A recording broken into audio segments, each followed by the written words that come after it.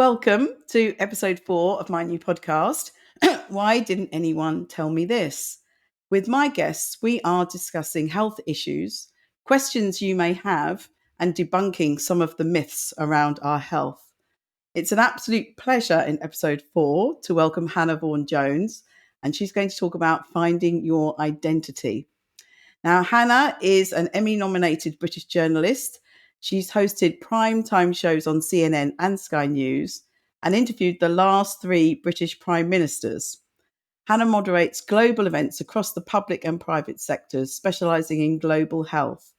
Her most important role is as a mum to her little boy, born after 15 rounds of IVF treatment. So Hannah and I have had some interesting meetings and we've done some events in the past, which we will bring up throughout the podcast.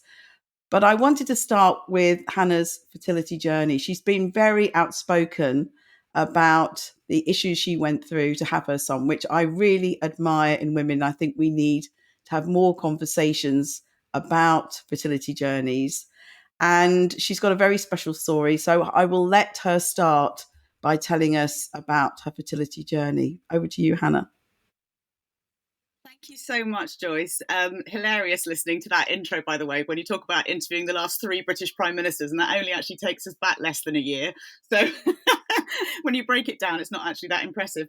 But thank you very much for such a lovely welcome. And I'm thrilled to be on the podcast.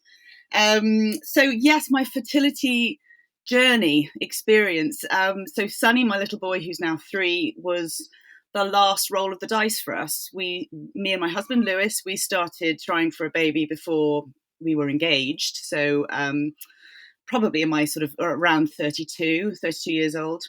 And like most people just assumed it would happen. And like many people, it just didn't. And we quickly went into the fertility exploration routes and paths, starting off with the NHS here in the UK and then going down various private clinics.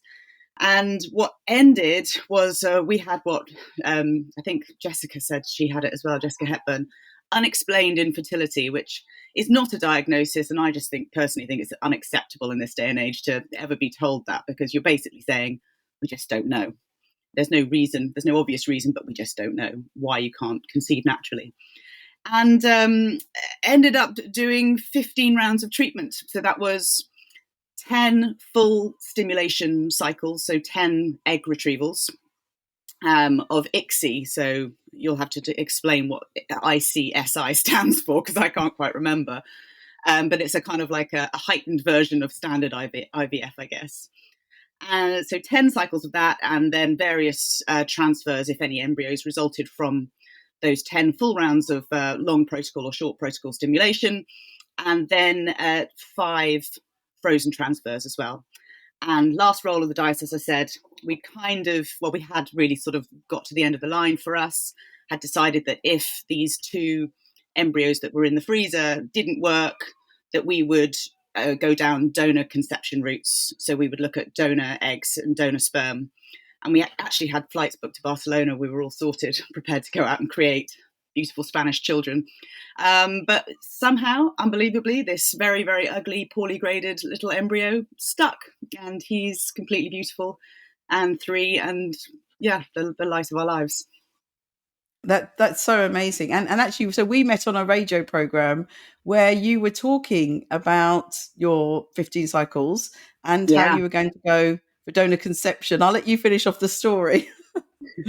Well, yeah. So it was a radio program presented by Emma Barnett, wasn't it? So, and Emma, I have to say, who's a fantastic broadcaster with the BBC, and she's just had her second IVF baby. So huge congrats to Emma as well. But she was raising awareness about IVF and fertility struggles in general, and I felt really weird and guilty because, as it happens, I was about 4 or 5 weeks pregnant, and for anyone who's gone through any fertility struggles, at 4 or 5 weeks pregnant, you've probably already had quite a lot of scans because you're so nervous about whether this is going to hold. And so I arrived at this thing and I was sort of talking to all the other guests there and talking on air about infertility and how awful it was, all the while knowing that I had this secret, that I was pregnant, and it seemed like it was all kind of going okay. And the only person who knew at the time was Lewis, my husband. And I grabbed you, pulled you to one side. I was like, Joyce, I think I'm pregnant. And you were just like, no, you're not. And it was wonderful because it was just the first time that I'd been able to say it out loud, and it kind of made it real. And the fact that I was talking to someone who knew all about both the emotional impact and the struggle, but also the science as well. So you could sort of reassure me and be excited for me as well. So it was wonderful. So very, very special, and well done you for being kind of like the second person in the world to know about about that. I feel very privileged every time you say that story. And I must tell you, I have welled up a bit. And hearing Jessica's story as well, it does. I think what we've been through, obviously people know I've been through IVF as well. And it never leaves us. It is, I'm sure you have a cry every now and then and look at Sunny and think, wow. I look at Yeah. my three and I can't believe it. Well, I always say that infertility doesn't define me anymore. It did for a long time. It was all I was. And we'll go on to that when talking about like identity and stuff. So it doesn't define me anymore, but it will forever shape me. It will stick with me forever. And it's a trauma that never goes. There's really weird times that it also like flares back up again. So I had to go and do a cervical screening test recently. It was my 3-yearly checkup. And I lost a friend about 4 years ago to what started out as cervical cancer and then became lots of other cancers as well eventually. And she died at the age of 38. And so I promised myself, really, not her but so much, but I promised myself that I would always go and have these tests as soon as the letter came through. But I go in there and there's something about having been sort of prodded and probed and poked and all the rest of it in a medical environment for so long that as soon as you're back on that kind of like bed, being poked and prodded again, that the trauma just comes straight back. And the last 2 times I've gone for my cervical screening test, I've just bawled my eyes out the whole time because it's like PTSD in a way, and that's how it manifests for me. So yes, it's definitely something that never leaves you. I use the word trauma as well, and I have used PTSD before, and I've had some counselling about it, and she cried, and I think it is like PTSD. I don't think people realise what we go through to try and conceive, and I don't know. I think the IVF obviously it's such a difficult journey, and I wondered if you would touch on. So you and I did a session once with Jessica during her fertility fest, and we were talking about the treatments that sometimes IVF clinics add on to the basic treatment. So we call them IVF add-ons. And there's a whole list of them. And I've worked with the Human Fertilization and Embryology Authority to help create a traffic light system so patients can navigate these, of whether there is evidence or not evidence that they're going to help them have a baby. And I've also been working with the European Society for Human Reproduction and Embryology, or ESHRE, and we've written recommendations, which we're just editing at the moment after consultation. So we have these long list of these treatment add-ons, and when we go through IVF, I'm sure I tried acupuncture, I had reflexology, I tried many different things, anything that would help me try and have a baby. Mm-hmm. So I just wondered if you would share a little bit about your views on these sort of treatments that clinics might suggest to people. You had some really great comments when we did the event together. Yeah, I think so. As I said at the start, 15 rounds of treatment overall, but that doesn't even touch the surface really of all the other things that happen in between. So from endometrial scratches to which are just hideous, to allowing an embryologist to take sort of time-lapse photos of an embryo, which I never really understood how it actually benefited the embryo or me, or whether it was just to sort of enable the embryologist to be able to do their, to learn a bit more. So that was confusing. And everything, all these add-ons in our minds it was a minimum £250 for each thing. It always just seemed to be kind of like the going rate, £250, £500 or £750. And then not necessarily an add-on, I don't know if you'd call it that, but there were a bunch of tests, which I don't really know why, but they were called the Chicago test. They were sent, you did all these blood samples, blood tests, and then everything was sent to Chicago. And then it would come back and it would tell you whether you had like overactive, underactive thyroid or whatever it was. And as ever, story of my IVF life, everything came back as inconclusive, or there's nothing wrong, or unexplained. So I was like, well, great. Well, that was £750 just for you to advance your knowledge without giving me anything. And I think that's the thing about the add-ons, or the sort of like the unregulated side of the industry. You as a patient are at your most vulnerable, and you would do anything. You would give a limb to make this work. And it's that feeling of being taken advantage of by the people who you are entrusting your entire life's happiness with. That's what I found really, really unforgivable. And Lewis and I, by the end, especially for us in a heterosexual relationship, it was obviously Lewis who was sort of watching me go through a lot of the physical side effects of everything with treatment. And so the one way that he felt that he could take control was sort of taking control of the finances. At least let's try and get a grip on that. And goodness knows, maybe halfway through all of our rounds of treatments, but by the time we were kind of, exasperated by the whole thing, I remember him going into seeing our consultant when we were preparing to sort of have a debrief on why the last round didn't work and preparing next steps. And he said, by the way, I'm just going to say this from the start, we're not doing any of it.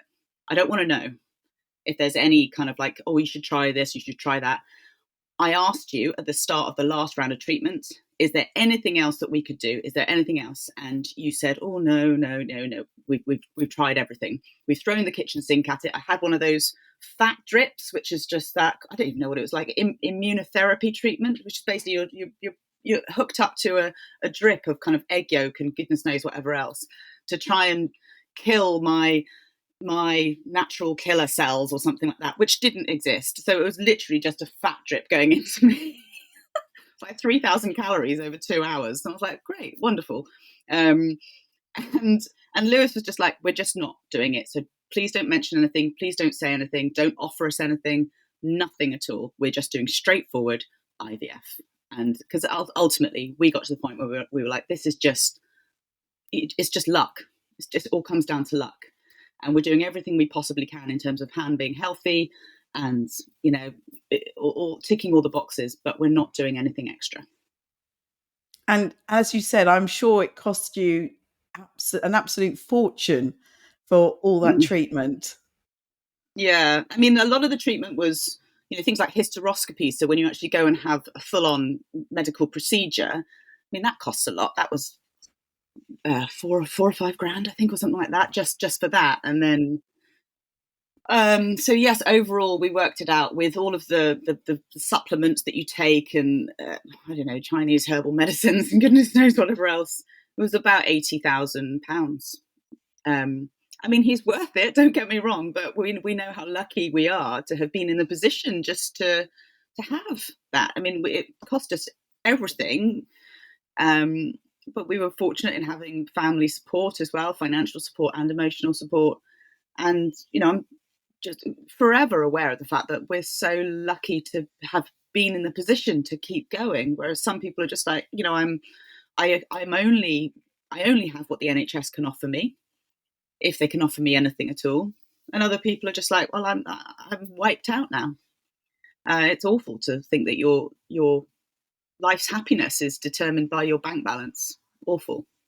Yes, absolutely. And so many people won't be able to access that because they just can't afford it. And I was incredibly lucky that because I work in the field, I didn't pay for the majority of my treatment. I think my bill was about 40,000. I tried not to think about it, but I just feel for those people whose journey stops right at the beginning because the NHS doesn't support it and they can't fund it. Yeah, awful. And also all this stuff about BMI as well, like different clinical commissioning groups kind of have different rules about who's eligible for treatment. And when I know, obviously, we've just gone through a global pandemic, so priorities shift. And I get that. I feel enormously for those people who've been caught up in all of that. But I mean, I've spoken to people over the years who've said that they haven't been eligible for treatment because their partner has a child from a previous relationship sort of 20 years ago, and so therefore they have a family. And it's just like, well, that's ridiculous. I mean, that's not my choice. It's not, it's ridiculous ways that, funding groups can get around funding people's happiness. And in my work sphere, I'm very aware that countries like Belgium, they fully fund 6 cycles. They are one of the best, but it is a UK problem that we do have for sure. And France is very good, I think, as well, isn't it? They have quite a lot of treatment available. Most countries are better than us, but let's move on to the title of that you gave me for the podcast, because I'm really intrigued to know you've had a really successful career and you wanted to talk about finding your identity. So please tell me more. Well, yeah, so I spent a long time through my sort of IVF years pondering womanhood and what it meant to be a woman. And as someone who had thus far failed to become a mother, did that make me somehow less of a woman? And Jessica, I know, touched on this this point as well in her episode with you. And then when I was pregnant with Sonny, I just thought, well, great, I'm going to be a mum. And so therefore all of these questions that I'd had were sort of like null and void now, because I was going to become a mum and therefore I'd somehow be a complete woman, I suppose. And little did I know that it was not so much about how to be a good, or how to be the best woman, or how to be the best mum. It was just like how to be the best version of me. Like, how do I actually be me? And as I went through this process, what emerged was this understanding or acceptance, recognition of identity, and the fact that my identity was ever changing and evolving all the time. And that, sort of 40-year-old me, or nearly 42-year-old me, is very different to sort of 32-year-old me and 22-year-old me. And that's okay as well. But it just means that my priorities need to shift with that. My understanding of success, my understanding of happiness. And, just because I might be able to sort something out in my head now about what my identity is and how, therefore, I frame my life right now, that doesn't mean to say that in 10 years' time it's going to be exactly the same. It could be completely different. So it's been a real journey on accepting and embracing, I suppose, the inevitability of my ever-changing identity. And I think from speaking to so many kind of like friends and, neighbours, fellow mums in particular, locally, it seems like really getting to grips with your identity is such a struggle, not just in the immediate aftermath of having a child, that kind of like immediate postnatal stage, but really kind of like for a good few years afterwards. And that could be because of all the struggles with childcare costs or whatever your relationship status might be or financial situation. But it seems like it's definitely something that I've grappled with and am now kind of think is a good thing, and something that's quite fun to kind of get your head around. But it does seem that it resonates with a lot of other people as well. And it manifests in loads of different ways in my life. How have you found the juggle between keeping your career going and being a mother? They have to say, can we have it all? And I would say not at the same time. You know what, that's my mantra. So there's always so much talk about that, isn't it? Recently when Jacinda Ardern announced that she was stepping down as New Zealand Prime Minister, then there was all this talk like, oh, can women have it all? And I would just say, like, take gender out of it. This isn't a male or a female thing. This is, can anyone have it all? Not at the same time. You just can't, and I can't. And I used to think that was a bad thing because, you kind of go through child of the 80s, 90s, and you're just like, yeah, I'm going to have it all. I'm going to be this strong kind of like professional career woman, but I'm also going to have this massive family, and I'm just going to do it all and it'll be great.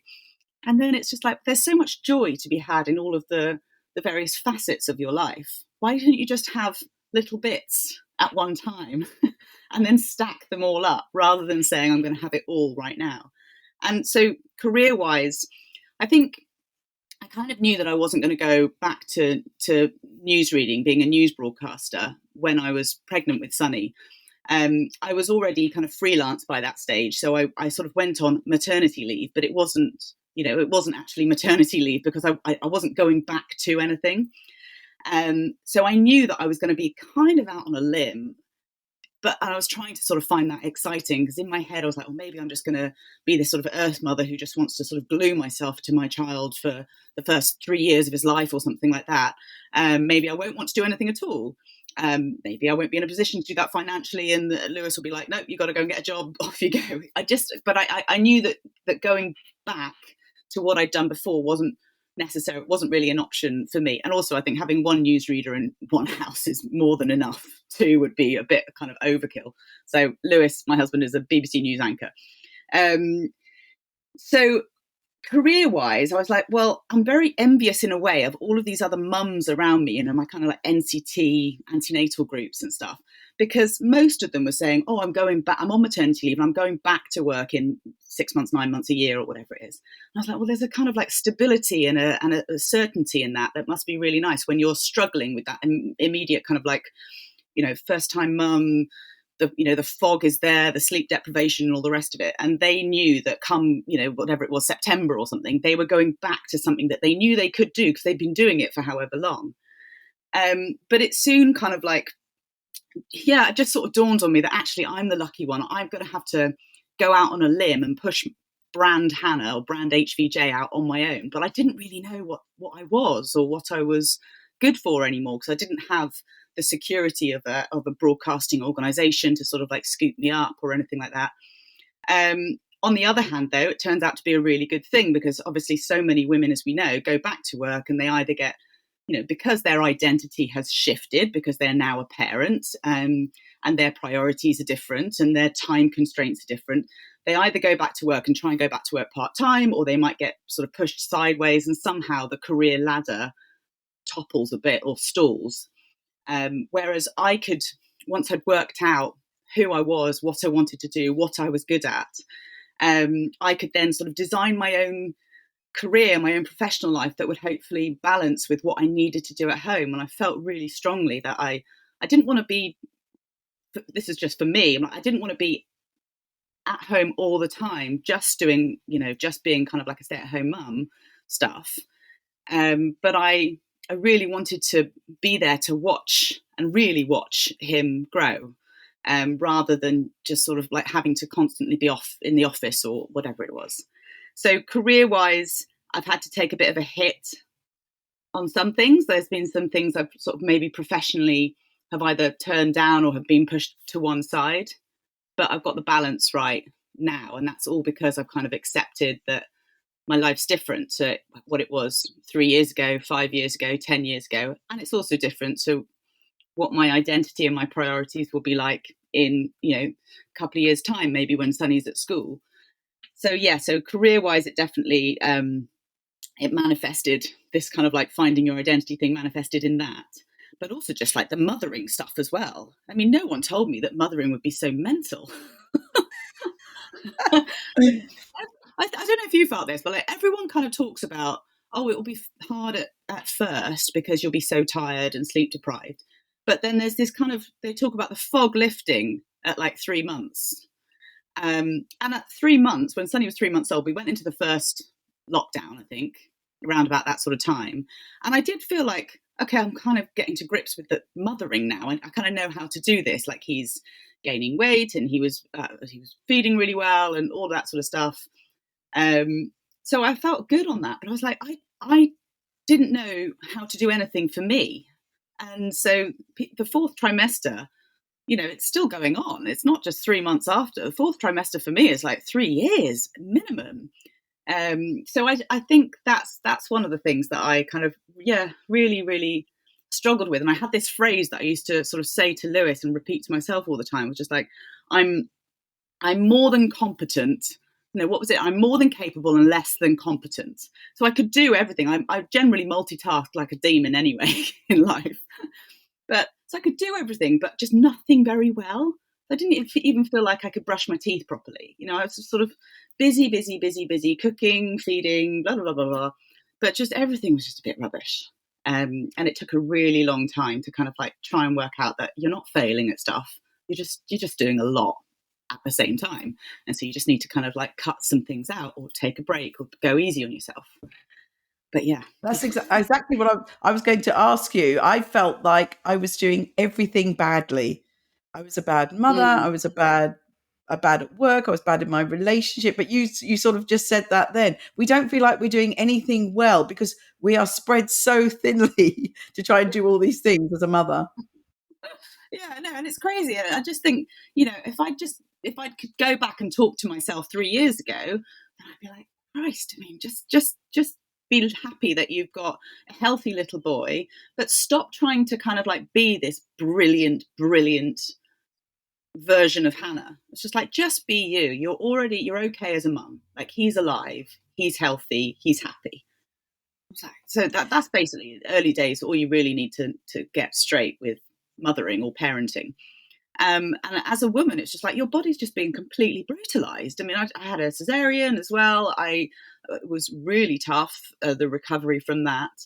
And I was used to kind of like being a really healthy, sort of quite active, fit person.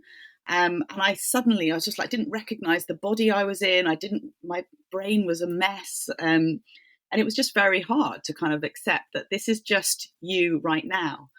Go easy on yourself. Things are going to shift. Things are going to be easier, but just like prioritize what you need and what your family needs right now. And then you'll be able to get the balance right. And thinking about what you've said about finding your identity, I've been talking to lots of men and women about just for them to think about what will make their life the best life they've ever had. And I think lots of people they don't stop and think about what will make them happy. They just get in this sort of treadmill of life. And then the next thing is, they're my age, 60, and and I'm asking them now, so what would really make you happy? And they take time to think about it. So I think as you had that time when Sonny was little to think about what will be the new Hannah, what will be the best version of yourself. And I think it was great that you had the chance to do that. And you did that. Well, lockdown also was really beneficial to me. I know it was hideous for so many other people, especially with little ones, because you obviously are separate from all the support network that you might need. But it was really useful to me because I got to block out the noise. Comparison has always been a sort of challenge for me. I look at other people, whether it's professionally or friends or anyone basically in my life and around me, and kind of think, oh, they're doing that, I want that, or maybe I should be doing this as well. Or it's a constant struggle, and I got to just stop and be like, just do what you need to do right now to like get through to the end of the week. That's it. And then it will get, this too shall pass, as everyone always tells you at the early stages of parenting. It will get easier and things will become clearer. But to your point there about speaking to people about understanding what would make them happy, I think for me, my understanding of success, or my definition of success or happiness, is very, very different today to what it was, even a couple of years ago. Not just determined by Sonny, but I see happiness as being a sort of a contentment, but it's not about being giddy. It's just kind of finding balance, I suppose. And success for me doesn't look like professional success. It looks more like health. And I think if my family's healthy, if I'm healthy, then that seems like a massive win. Whereas before it was much more about bank balance or salary or status, and that's just different. And again, that could change in a couple of years. It might become important to me again, or necessary. But right now I'm lucky in that I feel good about my success as me. And I think you're totally right. It does change through our lives. So we need to keep readdressing it for sure. Let's move on. I wanted to ask you, I'm asking my guests, have you heard people say, why didn't anyone tell me this? Yeah, most of it is about the juggle. So say with friends, family, neighbours, lots of people say, like, why didn't anyone tell me that it would be so hard to either have it all or to have a family and balance that with a career?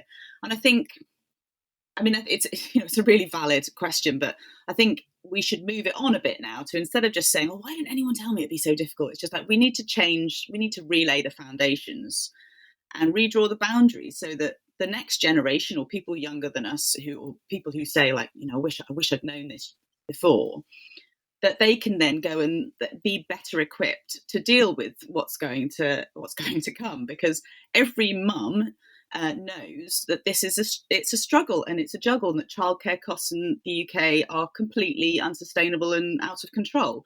And so it's very unlikely that you'll be able to just go straight back into your previous role and then continue climbing at the same pace whilst also maintaining, whatever semblance of family life that you want to create for your children and for your family.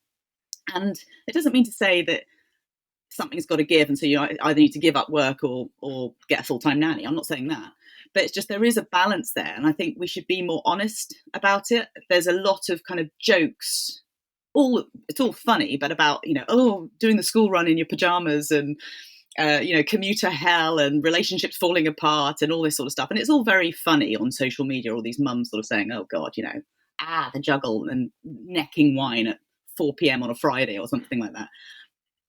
But let's actually try and make tangible differences to make, the next bunch of people coming along behind us, make their life a bit easier, so that you don't have people saying, "Oh, I didn't realize it would be so hard." It's just like, it is going to be really tough. You are going to have to do some very, very big, soul searching.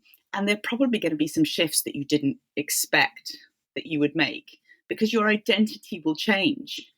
You are a parent suddenly, and you have someone who's utterly, entirely dependent on you. And therefore, you can't just sort of go off on a whim on a weekend, wild swimming, for example. We'll get there. We'll get there. But yeah, it's just everything shifts. And you need to, personally, I think that I'm getting to a point now where I'm excited about it, about the sort of unknown, but going with the flow and being flexible enough to kind of to be everything's going to change. It's not going to be what I imagined, but it's going to be new and exciting, and it will serve the needs of me, my health, my mental health, my physical health, and my family's health as well. So yeah, that would be my response to anyone saying, "Why didn't you tell me this?" I'm just like, I did, or let me tell you better.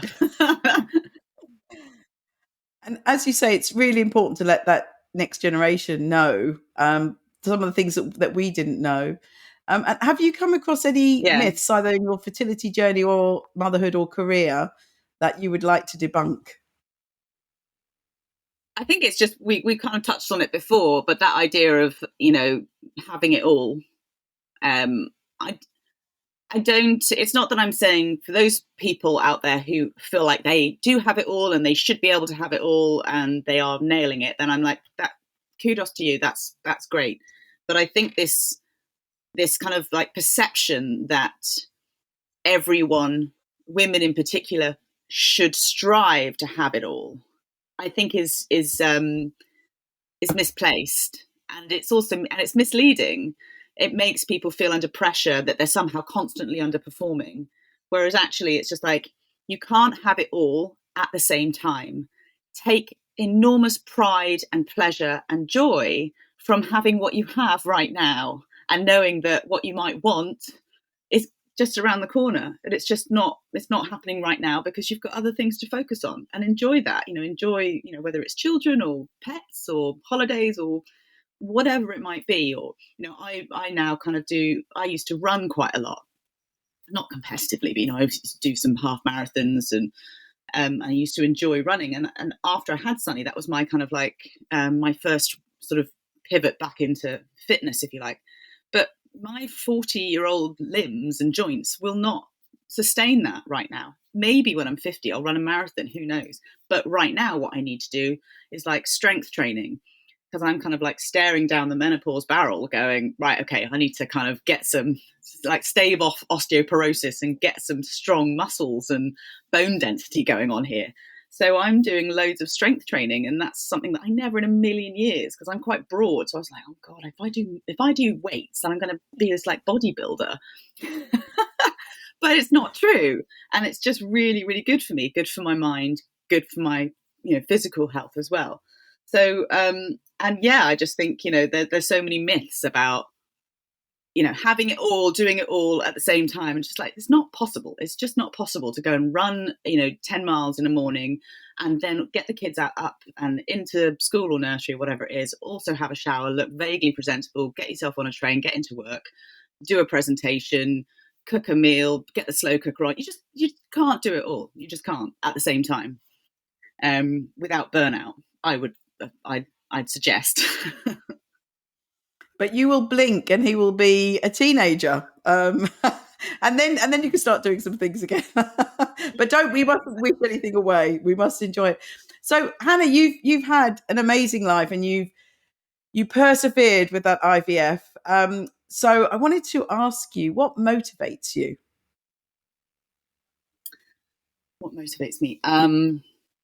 Making progress and moving forward. I think a lot of people who've gone through any kind of fertility journey will recognize that feeling of being stuck, being static, not making progress.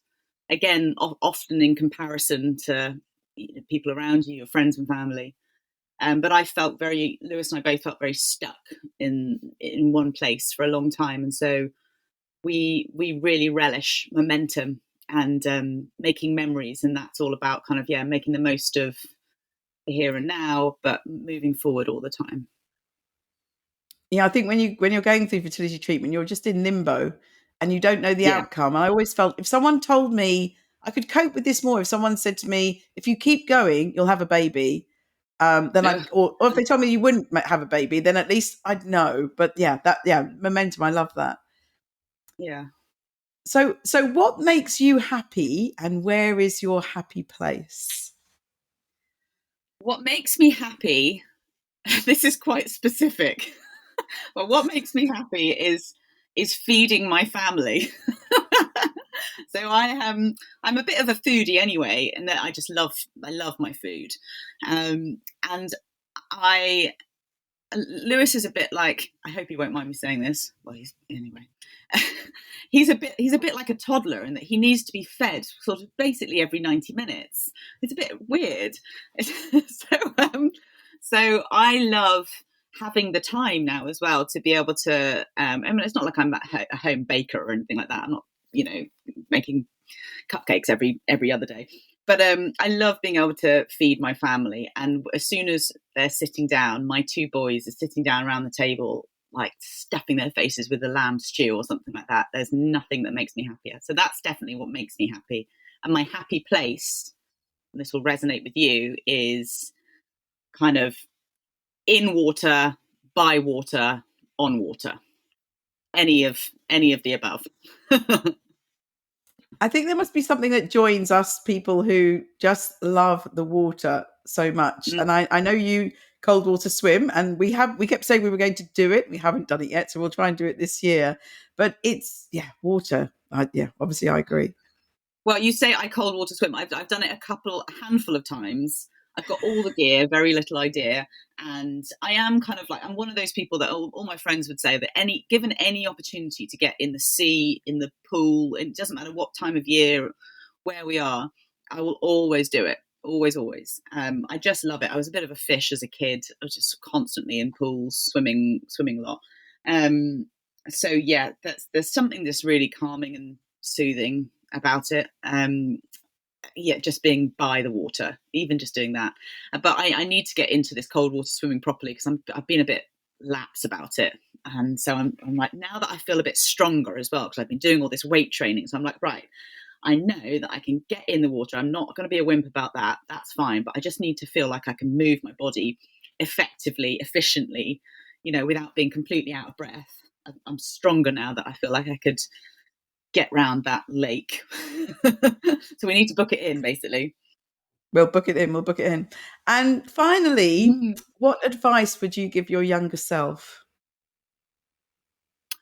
I would, what would I say? I would say be flexible. I think that's the main thing. Being able to go with the flow and change course and change your mind, I think is a really powerful gift.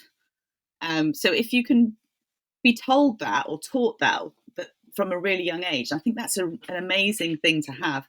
so many of us kind of like go through school, and you might maybe go, right, I'm going to be this when I grow up, or I'm going to go to that university, or whatever it is. And then as soon as like there's a bit of flux thrown in, like whatever it is, a bereavement or just a change, it can really, really throw you, and it takes a while to kind of recover. Whereas I think if you know that flexibility can be a really good thing, you might change your mind on various things that you were absolutely stubbornly focused on before. Then so I'd say be flexible, assume nothing, and you'll love this as well. Then I definitely would say that like education is key, and just never stop learning, never ever stop learning. IVF taught me that, definitely, because I had to suddenly become a kind of like geneticist overnight, or an embryologist overnight, because just to understand what people are talking about. So you've got all of these terms and this weird language that people are using with you, and you're like, I'm kind of a clever person, I don't understand what anyone's saying. So yeah, it was, that was an education in itself. And now I just think that, I always want to keep asking questions. I mean, fortunately, that's kind of my job as an interviewer, as a journalist. I get to ask questions and hear people's views all the time. And I hope that I'm always open to having my opinion changed, because, you never stop learning. There's never, there's always something else to read. I love that. As a scientist, I say we have to question everything, but we have to change our mind. And I think changing our mind through our personal life as well, and this journey of what we want, what will make us happy, I think it's really, really important. So thank you so much, Hannah. That's been very, very inspiring. I'm sure everyone's going to love listening to you. So thank you very much for being on our podcast. Thank you so much for having me, and thank you for doing this podcast as well. I think it's so important to, for anyone kind of like either going through a fertility journey or a health struggle, or just kind of like trying to work out where they are and hear other people's opinions on where they are in their life. It's just such a valuable resource to have. So thank you for doing it. Thank you.